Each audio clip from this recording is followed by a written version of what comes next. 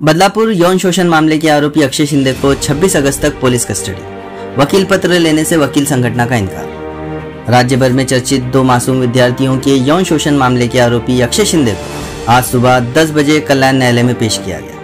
न्यायालय ने उसे 26 अगस्त तक पुलिस कस्टडी में रखने का आदेश दिया है, जबकि कल्याण वकील संगठन के अध्यक्ष प्रकाश राजा राम जगताप ने बताया कि इस मामले में वकील संगठन ने एकजुट होकर इस प्रकरण का निषेध करते हुए अक्षय शिंदे का वकील पत्र लेने से इनकार किया।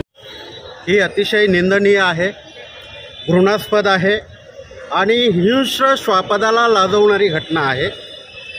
या घटनेचा सर्वप्रथम वकील संघटनेने काल जाहीर निषेध व्यक्त केलेला आहे आणि आमच्या वकील संघटनेने असा ठराव केलेला आहे की या आरोपीचं, या नराधमाचं वकीलपत्र कोणीही घेऊ नये आणि त्यामुळे आज आरोपीला सकाळी 10 वाजताच कोर्टामध्ये हजर केलं। आमचे कोणीही वकिलांनी त्याचं वकीलपत्र घेतलेलं नाही आहे। आमच्या आव्हानाला त्यांनी प्रतिसाद दिलेला आहे।